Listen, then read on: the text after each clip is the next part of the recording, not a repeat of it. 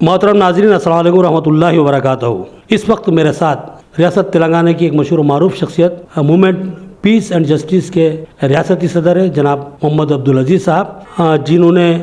کل ایک اعلان کیا تھا JEC کی جانب سے، تلنگانہ JEC کی جانب سے، کہ 29 اکتوبر 2024 بروز منگل تلنگانہ بند کیا جائے گا۔ اس سلسلے میں مختلف جو سو معاملات ہیں جن پر گفتگو کی ضرورت لاحق ہو رہی ہے، اس ضمن میں جو ہے سو ہم ان سے مختصر سی گفتگو کریں گے اور پوچھیں گے کہ ملک کے موجودہ دھماکو صورتحال میں مسلمانوں کو کیا رول ادا کرنا ہے، کس طرح کی حکمت عملی کو طے کرنا ہے،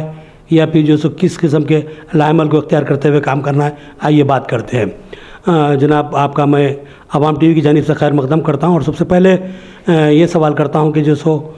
جو بات سامنے آئی ہے JEC کی جانب سے، حضور اقدس صلی اللہ تعالیٰ علیہ وسلم کی شان مبارکہ میں مسلسل گستاخیوں کا سلسلہ جاری ہے۔ اس معاملے کو جو ہے سو JEC کے ساتھ ساتھ ریاست تلنگانہ ہی نہیں بلکہ ملک کے تمام مسلمان تشویش کی نظر سے دیکھتے ہیں، کیونکہ یہاں پر مسلمانوں کے جذبات و احساسات مجروح ہوتے جا رہے ہیں۔ تو یہ جو معاملہ چل رہا ہے، کیا یہ غیر ارادی طور پہ یا پھر کوئی منصوبہ ہے اس کے پیچھے یا کوئی سازش ہے؟ اس تعلق سے میں چاہتا ہوں کہ آپ جو سو تھوڑی وضاحت فرمائیں۔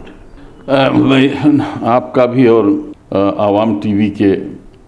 ناظرین کا بھی مشکور ہوں کہ اس موقع پر ایک انتہائی اہم اور حساس مسئلے پر آپ نے مجھے گفتگو کے لیے مدعو کیا ہے، اور میں امکانی طور پر کوشش کروں گا کہ جو میری معلومات ہیں اور جو میرا نقطہ نظر ہے وہ واضح طور پر آپ کے سامنے پیش کروں۔ ایک بات تو بہت ہی صاف ہے کہ نبی کریم صلی اللہ علیہ وسلم کی ذات اقدس جو ہے ہم سب کے لیے ایمان کا ایک ایسا جز ہے کہ جس کے اقرار کے بغیر ایمان مکمل نہیں ہوتا، اور یہ سمجھ جائیے کہ ہمارے مد مقابل اچھی طرح جانتے ہیں کہ یہ مسئلہ مسلمانوں کے لیے بڑا حساس مسئلہ ہے، ان کے دین کا، ان کے ایمان مسلمانوں کی کمزوری کو اچھی طرح سمجھتے ہیں، اور بار بار اس کے اوپر جو وار کیا جاتا ہے نعیم صاحب، وہ صرف بر صغیر کے اندر نہیں، پورے سمجھیے دنیا کے اندر وقتاً فوقتاً کہیں نہ کہیں آپ سنیں، کبھی تو سویڈن کے اندر قرآن جلایا گیا، وہ قرآن جو اللہ کے رسول پر نازل ہوا تھا، اور کبھی آپ کی شبی بنائی گئی، اور کبھی ڈنمارک کے اندر یہ کام کیا گیا۔ تو میں یہ جو صورتحال آج کی ہے اس کو ایک عالمی سازش کے طور پر دیکھتا ہوں۔ یہ مسلمانوں کے خلاف ایک عالمی سازش ہے۔ اس کے جو سمجھیے کہ اس کے پیچھے جو لوگ ہیں ان کا نقطہ نظر واضح ہے، وہ یہ ہے کہ مسلمانوں کے وہ جو ان کا اعتقاد ہے یا ان کا جو ایمانی معاملہ ہے اس کو بار بار مجروح کیا جائے اور ان کے مورل کو جو ہے ڈاؤن کیا جائے۔ یہ ایک رفتہ رفتہ کبھی نہ کبھی وقتاً فوقتاً ایسے چیزیں منظر عام پر آتی ہیں، پورا میڈیا جو ہے اس کی تشہیر کرتا ہے۔ آپ کی ایک بات، میں جب تک آج تک میں اس تعلق سے سوچتا تھا کہ جو سو مسلمانوں کے جذبات کو مشتعل کیا جا رہا ہے، لیکن آپ نے ایک بات کہی، اخلاق کو جو سو دبانے کی کوشش کی جا رہی ہے، نہیں کہ بہت متضاد بات آگے سامنے، تو اس تعلق سے کچھ وضاحت کریں گے آپ؟ میں اپنی بات اسی سلسلے میں اور واضح کرتے ہوئے بات چلوں کہ یہ آخر ایک بات ہمارے ذہن میں بھی آتی ہے، ہم بھی سوچتے ہیں کہ کیوں جو ہے ایک مسلمان جو ہے کہ ان حساس مسئلے کو جو ہے بار بار چھیڑا کیوں جاتا ہے۔ یہ اس کی بہت آسان سی بات میں آپ کو بتاتا ہوں کہ ان کو یہ بات کا اندیشہ ہے، بلکہ ان کو باضابطہ اس کا بڑی حد تک یقین بھی ہے کہ یہ جو دین حضرت محمد صلی اللہ علیہ وسلم لائے تھے، وہ دین جو ہے آج بھی اس موقف کے اندر ہے کہ اگر اسے ذرا بھی موقع مل جاتا ہے تو یہ اپنی حقانیت کو پورے ادیان باطلہ پر نافذ کر دے گا۔ اس کے لیے موقع دینے کے بجائے کہ وہ جو ہستی جو دین لے کر آئی تھی اسی کی بات کو لوگوں کی نگاہوں کے اندر مشکوک کر دیا جائے، یہ در حقیقت بہت بڑی بات ہے، یعنی کہ شبی کو اس حد تک بگاڑا جائے کہ لوگ ان کی طرف راغب ہونے کی جو سو کوشش نہ کریں بلکہ جو اس کو نظر انداز کریں، یعنی بہت بڑی سازش ہے، بہت اچھی بات۔ تو میں بتاتا ہوں اس کے تانے اور بانے جو ہے نا نعیم صاحب، وہ در حقیقت عکاس کے میلوں سے ملتے ہیں، جہاں پر لوگ جو آتے تھے ان کو پہلے ہی جو ہے باب الداخلہ پہ روک لیا جاتا تھا اور انہیں بتا دیا جاتا تھا کہ ایک شخص بس ایک شخص آیا ہوا ہے اور جس کو جو ہمارے بتوں کو برا بھلا کہتا ہے اور اس سے ملنا نہیں چاہیے۔ اسی سلسلے کا ایک واقعہ ہے کہ ایک بوڑھی عورت جو ہے اپنے سر کے اوپر جو ہے گٹھڑی لے کر بھاگ رہی تھی، اور لوگوں نے پوچھا کہ تو کیوں بھاگ رہی ہے؟ تو کہا کہ ایک آیا ہے ایک شخص اور وہ ہمارے ایمان کو خراب کرنے والا۔ تو کہنے کا یہ ہے کہ یہ جو صورتحال ہے یہ افواہیں، لیکن اس افواہوں کے باوجود بھی حضور صلی اللہ علیہ وسلم کی ذات اقدس پر کوئی کسی اعتبار سے بھی انگلی نہیں اٹھا سکا۔ ایک نہیں، میں کئی مثالیں دیتا ہوں کہ پوری تاریخ اس بات کے اوپر گواہ ہے کہ لوگوں نے کبھی آپ کے اوپر کوئی اس طرح کی انگلی نہیں اٹھائی، لیکن یہ ہے کہ آپ کے لائے ہوئے دین اور آپ کے لائے ہوئے نظام کو جو ہے انہوں نے گفتگو کا موضوع بنایا، اور آپ کی شخصیت کو لوگوں کی نظروں کے اندر مجروح کرنے کی بار بار کوشش ہوتے رہی ہے۔ تو یہ چیزیں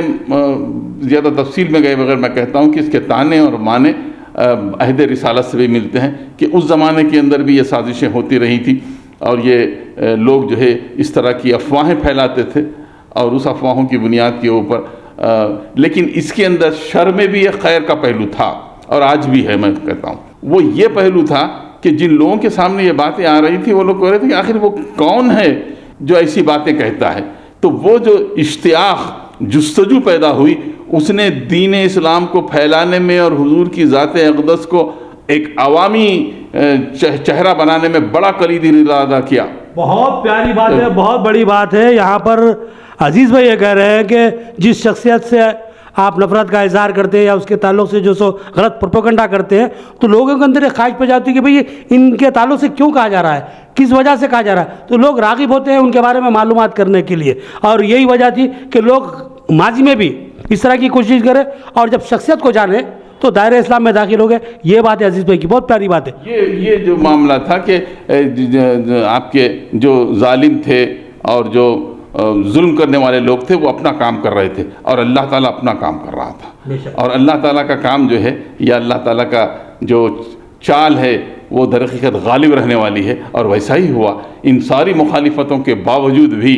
نبی کریم صلی اللہ علیہ وسلم کی ذات پر کسی نے کوئی انگلی نہیں اٹھائی، اور وہ دین غالب ہو کر رہا جس کی آپ کو جو ہے پیشنگوئی کی گئی تھی کہ یہ وہ دین ہے جو غالب ہونے کے لیے زمین کے اوپر آیا ہے۔ اسلام کی فطرت میں یہ تم جتنا اسے دباؤ گے وہ اتنا ہی ابھر کر آئے گا، یہ بات ہے۔ اب اس کے تانے اور بانے جو ہے موجودہ حالات کے اندر بھی، جب مغرب کے اندر نشاط ثانیہ کی جو بات ہم کرتے ہیں، رینائنسس کا جو معاملہ ہوا، اس وقت بھی لوگوں کو یہ احساس تھا کہ اگر اسلام کو اور نبی کریم صلی اللہ علیہ وسلم کی ذات کو کسی نہ کسی طرح بھی جو ہے لوگوں کی نظروں کے اندر جو ہے مجروح یا مشکوک نہ بنایا جائے، اس وقت تک اس دین کے پھر سے ابھر جانے کے امکانات ہیں۔ تو اس کے لیے بار بار منظم کوششیں ہوتی رہی ہیں، اور اس کوششوں کے نتیجے میں وہ صلیبی جنگیں جو تھی وہ در حقیقت اسی سازش کا نتیجہ تھی کہ اس کو اس سے جوڑ دیا جائے، اور کسی نہ کسی طرح یہ جو بات آپ دہشت سے جوڑنے کی بات کرتے ہیں نا نعیم صاحب، یہ کہ تاریخ کے ایک ادنا طالب علم کی حیثیت سے میں کہتا ہوں کہ اسلام کو دہشت سے تو بہت پہلے ہی جوڑا گیا تھا، اور اس کو یہ پروپیگنڈا اتنا کیا گیا تھا کہ بقول کسے کہ بوئے خوں آتی ہے اس قوم کی افسانوں سے۔ تو یہ بات کرنے کی معنی یہ تھی کہ ہم جو ہے پرامن لوگ ہیں، اگر کوئی ہمارے ایک گال پہ مارتا ہے تو ہم دوسرا گال دیتے ہیں، اور جہاں تک جو ہے اسلام کا تعلق ہے وہ تو جو ہے مثال کے طور پر حق کو قائم کرنے کے لیے جدوجہد کی تعلیم دیتا ہے، جہاد کی تعلیم دیتا ہے، کوششوں کی تعلیم دیتا ہے۔ اس طرح سے جو ہے اس کو مسخ کرنے کی کوششیں کل بھی جاری تھی، آج بھی جاری ہے، لیکن اس کے باوجود بھی میں پورے یقین کے ساتھ ناظرین تک یہ پیغام پہنچانا چاہتا ہوں کہ پھوکوں سے یہ چراغ بجھایا نہ جائے گا۔ بے شک یہ چراغ کو بجھانا کسی کے بس میں نہیں ہے، جس کو اللہ اگر قائم کرتا ہے اور اگر اللہ جس کو جلا بخشتا ہے، دنیا کی کوئی طاقت اس کو ختم نہیں کر سکتی۔ کتنے ایران کے اکاسر آئے، عراق کے کلدانی آئے، مسلمانوں کے جہاں کش مجاہد آئے، کتنے لوگ آتے گئے جاتے گئے، حکومتیں آتی گئی جاتے گئی، 1450 سال کے اندر وہ دین جو آپ لے کر آئے تھے آج بھی محفوظ حالت کے اندر آپ موجود ہیں، اور آئندہ بھی محفوظ رہے گا۔ اس لیے کہ ناظرین ایک بات یاد رکھیے آپ، یہ دین کی بھی اور اس رسول کی بھی حرمت کی ذمہ داری اللہ نے خود لی ہے۔ نحن نزلنا الذکر وإنا لہ لحافظون، اس کو ہم نے ہی نافذ کیا ہے، ہم نے ہی نازل کیا ہے، اور ہم ہی اس کی حفاظت کرنے والے ہیں۔ اور آج آپ دیکھیے حضور صلی اللہ علیہ وسلم پر اتنی باتیں ہونے کے باوجود بھی آپ کی سیرت کے اوپر جو ہے بولتے رہے لوگ، لیکن یہ ہے کہ اس کے اوپر کوئی آنچ نہیں، کوئی آنے کا تیار نہیں، قیامت تک بھی نہیں ہوگا وہ، اس لیے کہ اللہ نے یہ انسانوں کے ہاتھوں میں نہیں رکھا ہے، اپنے ہاتھ کے اندر رکھا ہے۔ چلیے بھائی، یہ تو بات ہو گئی کہ اسلام تو جیسا کہ آپ نے کہا کہ پھوکوں سے شرر بجھایا نہ جائے گا، بالکل حقیقت ہے، اللہ نے خود اس کی بقا کی ذمہ داری قبول کی ہے۔ اب بات یہاں پر آتی ہے کہ ہم جب بین الاقوامی سطح پہ اس معاملے پہ نظر ڈالتے ہیں جو گستاخی کے تعلق سے اللہ کے رسول صلی اللہ علیہ وسلم کی، تو وہاں پر تو بہت بڑی سازش نظر آتی ہے، اور اس کے نتائج اور اس کے فوائد جو دشمن عناصر کو جو حاصل ہو رہے ہیں وہ تو سمجھ میں آتا ہے کہ جیسے کئی مسلم ممالک انہوں نے بربادی کا شکار بنا دیا، آج بھی ظلم و ستم کے پہاڑ توڑے جا رہے ہیں، اور یہ بات ہے کہ جو آج ہمارے مجاہدین ڈٹے ہوئے ہیں، آج بھی جھکے نہیں، دبے نہیں، اور کسی کے سامنے جھکنے کے لیے تیاری نہیں، سر کٹا رہے ہیں لیکن سر جھکانے کے لیے تیار نہیں۔ لیکن ہمارے ملک عزیز ہندوستان میں، جس کے لیے مسلمانوں نے اپنا خون دیا تھا اور جو سب بے شمار قربانیاں دی تھی، اپنے اساتذہ ٹوٹا دیے تھے، اپنی اولادوں کو قربان کر دیا تھا، آج اسی ملک میں ہم کو مشکوک بنانے کا ایک مخصوص ٹولہ، میں ٹولہ بڑی ذمہ داری سے کر رہا ہوں کیونکہ ملک کی 80% جو ہماری اکثریت آبادی ہے، میں ان کو کبھی بھی جو مسلم دشمن نہیں قرار دوں گا۔ کچھ ایک ٹولہ ہے جو میں سمجھتا ہوں کہ جو ماضی میں جو ملک کے ہت میں کچھ کام نہیں کر سکا، لیکن آج ملک کی چھوی کو بگاڑنے کی جو کوشش کر رہا ہے، اور اسی گوشے کی جانب سے مسلسل اس بات کی کوشش کی جا رہی ہے کہ حضور اقدس صلی اللہ علیہ وسلم کی شان میں گستاخی کرتے ہوئے مسلمانوں کے جذبات کو مجروح کیا جائے اور ان کو مشتعل کر کے روڈوں پر اتارا جائے۔ تو اس سے ان کو کیا فائدہ ہوگا اگر مسلمان اس طرح کی کارروائی کرتے ہیں؟ تو اس طرح مسلمانوں کو نفع نقصان کیا ہوگا؟ یہ دونوں سلسلے میں ذرا میں سمجھتا ہوں کہ آپ مختصر سے روشنی ڈالیں۔ میں بڑے اختصار کے ساتھ آپ سے کہتا ہوں کہ اس ملک کی آزادی سے ہم بات کرتے ہیں، بہت سی باتیں تو پہلے ہو گئی ہیں، تو سمجھ جائیے کہ مسلمانوں نے بڑا کلیدی کردار ادا کیا، اس میں کوئی رتاط نہیں۔ اور اس زمانے میں انگریز جنہوں نے اپنی کئی کتابیں لکھی ہے، اس کتابوں کے اندر اس کا اعتراف بھی کیا ہے۔ اگر خلافت موومنٹ جو ہے آزادی کی تحریک کے ساتھ شامل نہ ہوتی تو انگریز کسی وقت بھی ملک کو خالی نہیں کر سکتے۔ اور جہاں تک عملی قربانیوں کا معاملہ ہے، بے شمار قربانیاں، الہ آباد سے لے کر اسلام آباد تک کوئی درخت ایسا نہیں تھا جس پر کسی عالم کی لاش نہیں لٹکی۔ بقول کسے کہ میرے لہو کی دھار سے وطن کی بیڑیاں کٹی، کتاب حریت میں مگر میری داستان نہیں، ورق ورق الٹ چکا تلاش میں کمی نہ کی، میرے لہو کے رنگ کا کہیں کوئی نشان نہیں۔ یہ ہے آج کا سیناریو۔ یہ بھی بہت ہی منظم اور منصوبہ بند انداز سے کیا گیا۔ میں بہت ہی کیٹیگریکل بات کرتا ہوں، تاریخ کو مسخ کیا جا رہا ہے، تاریخ کو مسخ کیا، کی چھوی کو بگاڑا جا رہا ہے۔ اور اس میں جو سب سے زیادہ جو رول ادا کیا گیا ہے وہ یہ ہے کہ موجودہ حالات کے اندر مسلمانوں کو تقسیم ملک کا ذمہ دار قرار دے دیا جا رہا ہے۔ حالانکہ اگر تاریخ کے حقائق میں دیکھا گیا تو اس ملک کی تقسیم کے اندر مسلمانوں کا کوئی اس طرح کا کردار نہیں رہا کہ مسلمانوں نے جو ہے اس ملک کو تقسیم کیا، بلکہ یہ اس وقت کی تاریخی حیثیت تھی جس کے اندر وائسرائے بھی شامل تھا، جس کے اندر جو ہے اس وقت کی برطانیہ کی حکومت بھی شامل تھی، اس وقت جو ہے جو پارٹی تھی کانگریس وہ بھی شامل تھی، مسلم لیگ بھی شامل تھی، اور اس طرح سارے لوگ شامل تھے جن کی موجودگی کے اندر بہت سارے پیکٹ، بہت سارے کمیشنز بیٹھے، اور آخر میں یہ نتیجہ اخذ کیا گیا کہ اس ملک کو تقسیم کر دیا جائے۔ لیکن جب ملک تقسیم ہو گیا تو واحد مسلمانوں کو ٹارچر کیا گیا کہ تمہاری طرف سے ایک ملک علیحدہ ہوا ہے، حالانکہ مسلمان اس ملک کی علیحدگی کا کوئی سمجھیے کہ اس کا محرک نہیں تھا۔ اگر تھا بھی تو کچھ ایک مخصوص گوشہ تھا ہوگا۔ اگر مسلمان تقسیم کا خواہشمند ہوتا تو آج ہندوستان میں اتنی بڑی تعداد مسلمانوں کی بستی نہیں تھی۔ بہت بڑی بات ہے۔ آپ دیکھیے آپ کے شاہی مسجد جس پہ ابھی گزشتہ میں گیا تھا وہاں، تو وہاں پر مولانا آزاد رحمۃ اللہ علیہ کا ایک تاریخی خطاب ہے، میں ابھی آپ کرتا ہوں۔ انہوں نے کہا کہ یہ شاہی مسجد کے بلند و بالا جو مینار ہیں، مسلمانوں کو جو لوگ جمع کر رہے تھے، ہجرت جا رہے تھے، بھاگ رہے تھے، ان کو روکا، انہوں نے روکا کہ کہاں جاتے ہو، کہاں ہجرت کرتے ہو؟ کہا کہ سب تم سے سوال کرتے ہیں کہ تم نے اپنے تاریخ کے صفحات کو کہاں گم کر دیا؟ یہ کل ہی کی بات تھی کہ گنگا اور جمنا کے ساحلوں پر تمہارے اجداد نے وضو کیا تھا، اور آج اس سرزمین میں رہتے ہوئے تم گھبراتے ہو۔ لوگوں نے میلا پانی برسایا اور تم نے بھیگ جانے کے خدشے سے اپنے پینچے چڑھا لیے۔ میں تم سے کہتا ہوں کہ تم ہجرت کے مقدس نام پر فرار کا راستہ اختیار نہ کرو۔ یہ تاریخ کی سب سے بڑی غلطی، یہ تاریخ کی سب سے بڑی غلطی ہوگی، اور اس کا خمیازہ تمہاری آنے والی نسلیں بھگتیں گی۔ یہ جو ساری چیزیں تمہیں یاد نہیں رہی، اور تم نے جو ہے جینا کو اور بابر کو اور ہمایوں کو اور جہانگیر کو اپنی گفتگوؤں کا موضوع بنا کر لوگوں کے درمیان میں تفرقہ پیدا کر دیا، ایک ساتھ رہنے والوں کے درمیان کے اندر نفرتوں کے بیج بو دیے، اس سے تمہیں کچھ حاصل نہیں ہوا۔ اس لیے کہ ہندوستان کی مثال کل بھی تھی اور آج بھی ہے، وہ ایک کشتی کی مانند ہے، اور اگر اس کشتی کے اندر سوراخ پڑے گا تو کوئی ایک طبقہ نہیں ڈوبے گا، تمام طبقات ڈوبیں گے۔ کوئی ایک مذہب کے ماننے والے نہیں ڈوبیں گے، تمام مذاہب کے ماننے والوں کو نقصان ہوگا۔ یہ میں ان لوگوں سے بھی کہتا ہوں جو اپنے آپ کو ہندوتوا کہتے ہیں، جو اپنے آپ کو سمجھیے کہ راشٹروادی کہتے ہیں، کہ تمہاری راشٹروادی اگر ہے تو تمہیں اس ملک کے تمام طبقات کے ساتھ انصاف کرنا چاہیے، اقلیتوں کے ساتھ جو ہے تمہیں عدل کرنا چاہیے۔ اگر یہ نہیں ہوگا تو پھر سمجھ جائیے کہ اس کا نقصان تم کو بھی اتنا ہی بھگتنا پڑے گا۔ بڑی اچھی بات ہے، اگر آپ راشٹروادی ہیں تو اپنے آپ کو راشٹروادی ثابت کرو، اور اس راشٹر میں رہنے والے ہر شخص کو آپ کے ساتھ لے کر چلو۔ بڑی پیاری بات ہے، اور حقیقی بات ہے کہ اگر کسی مخصوص حصے کو چھوڑ دیا جائے تو اب جیسا کہ کہتے ہیں کہ مسلمان 17% آبادی رکھتے ہیں ہندوستان میں، تو 17% ترقی سے محروم رہے گا۔ آپ مکمل ترقی بھی کر لیں گے تو اگر ایک حصے کو چھوڑ دیں گے تو 17% ترقی سے پیچھے رہیں گے، مکمل 100% آپ کی ترقی نہیں ہوگی۔ تو بہرحال میں اسی آپ کی بات کی تائید کرتے ہوئے نعیم صاحب میں کہنا چاہتا ہوں کہ اگر کسی مقام کے اوپر اس مقام کے بارے میں یہ رائے قائم کرنا کہ یہاں ترقی ہو رہی ہے تو اس کا اندازہ جو ہے وہاں کی رہنے والی اقلیتوں کے معیار زندگی اور ان کے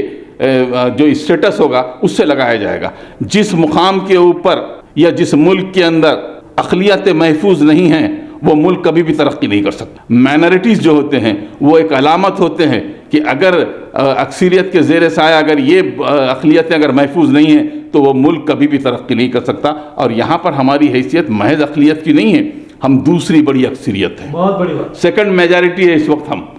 اور نہ صرف میجارٹی ہے بلکہ تاریخ کے حقائق تم بدلنا چاہ رہے ہو لیکن تاریخ کا کچھ نہیں بگڑے گا، تمہارا سب کچھ بگڑ جائے گا۔ تاریخ کے ساتھ جو چھیڑ چھاڑ تم کر رہے ہو، جو سڑکوں کے نام بدل رہے ہو، جو عمارتوں کے نام بدل رہے ہو، اس سے ہندوستان کی تاریخ بدلنے والی نہیں ہے۔ یہ تاریخ سینہ بہ سینہ ہے، اور ہر کوئی جانتا ہے قطب مینار کس نے بنایا، ہر کوئی جانتا ہے تاج محل کی بنیادیں کس نے رکھی ہے۔ تم کسی اعتبار سے بھی لال قلعہ کے بارے میں کتنا بھی باتیں کر لو لیکن اسے کوئی اور عبادت گاہ تم قرار نہیں دے سکتے، اس لیے کہ وہ تاریخ کا حصہ بن چکا ہے۔ تم تاریخ سے اگر سر ٹکراؤ گے تو سر کو نقصان پہنچے گا، تاریخ کو نقصان نہیں پہنچے گا۔ تو اس اعتبار سے آج یہ برابر کوششیں کی جا رہی ہیں کہ ہندوستان کے اندر تاریخ کو مسخ کر دیا جائے، اور اس تاریخ کے اندر جو ہے مسلمانوں کے نام کو کھریج کر نکال دیا جائے۔ انہیں خدشہ ہے کہ یہ وہ لوگ ہیں جو ہمارے سابقہ حکمران ہیں، اور ہم بار بار یہ بھی کہتے ہیں کہ اگر ہم اسلام جو ہے زبردستی سے اور تلوار سے پھیلا ہوتا، 1000 برس تک ہم نے حکومت کی تھی ہندوستان کے اوپر۔ اب بتائیے ظلم بربریت کی کون سی داستانیں ہم سے وابستہ ہیں؟ ہم نے کبھی کسی کے حقوق نہیں چھینے، ہم نے کسی کے ساتھ زیادتی نہیں کی۔ 1-2 واقعات کہیں پر ہو سکتے ہیں تو ہوئے ہوں، جاگیریں دی، بڑے بڑے عہدے دیے، جاگیریں دی۔ ارے بھائی خود نظام آف حیدرآباد کا جو وہ آپ کشن پرساد جو تھے وزیر اعظم تھے، ایسی ایک نہیں ہے، 1000 مثالیں موجود ہیں۔ آپ کے مراٹھاؤں کے اندر جو لوگ وہاں کے رہنے والے ہیں وہ اچھی طرح جانتے ہیں کہ شیواجی کے جو معاونین تھے، ان کا جو سپاہ سالار تھا وہ مسلمان تھا، اور اسی طرح جو ہے آپ کے سری رنگا پٹنم کے جو شہزادے تھے ٹیپو سلطان، ان کا جو سپاہ سالار تھا وہ کوئی اور ذات کا تھا۔ تو یہ جو بھید بھاؤ اس وقت موجود ہی نہیں تھا، اس کے بیچ تو سن 1925 کے ساتھ ہم بوتے رہے، لوگوں کے ذہنوں کو خراب کر دیا، اور نتیجہ یہ کہ آج ہم اس مقام کے اوپر پہنچ گئے ہیں کہ ایک آدمی دوسرے آدمی سے شاکی ہے۔ مجھے بتائیے ہندوستان کی یہ حالت کر تمہیں کیا ملا؟ کون سی کامیابی حاصل کی ہے تم نے؟ ہم دنیا سے ٹکراتے رہے محض اس بنیاد پر کہ ہمارے درمیان اتحاد تھا، اور اسی اتحاد کے نتیجے میں انگریز یہاں سے جگہ خالی کر کے چلے گئے، اور آج ہمارا اتحاد تھا، اور آج بھی اگر ہم اتحاد کے ساتھ رہیں، ایک دوسرے کے ساتھ تعاون کریں، ایک دوسرے کے دکھ درد میں شریک ہوں، ایک دوسرے کے مذاہب کا احترام کریں، ہم کو جیسے اقبال نے کہا تھا کہ مذہب نہیں سکھاتا آپس میں بیر رکھنا، ہندی ہے ہم وطن ہے ہندوستان ہمارا۔ تو اس معاملے کے اندر اگر ہم یہ رویہ آج بھی اختیار کرتے ہیں تو یہ ملک تیزی سے ترقی کرے گا۔ لیکن ہمارے نعیم صاحب، چھوٹے سے اقتدار کے سواد کے لیے اگر کوئی قوم اپنے اتحاد کا سودا کرتی ہے تو میں سمجھتا ہوں آنے والی نسلیں اس قوم کو کبھی فراموش نہیں کر سکتی۔ اس کا ذکر اسی انداز سے کرے گا کہ یہ وہ لوگ تھے جنہوں نے خود اپنے دامن کو تار تار کیا، یہ وہ لوگ تھے جنہوں نے خود اپنے زمین کے ٹکڑے ٹکڑے کیے، یہ وہ لوگ تھے جنہوں نے اپنے ہی قوم کو خانوں کے اندر بانٹ دیا، تقسیم کر دیا۔ اور یہ الزام کی بہت زمانے تک لوگ یاد رکھیں گے کہ اس طرح کی جو نفرتیں ہیں، اس طرح سے کے ساتھ جو چھیڑ چھاڑ ہے، تاریخ کے ساتھ جو تبدیلی کرنے کا رجحان ہے، یہ جو ہے ہندوستان کے حق میں نہیں ہے اور ہندوستانیوں کے بھی حق میں نہیں ہے۔ اس سے اجتناب کرنا چاہیے، یہ ہمارا پیغام بھی ہے۔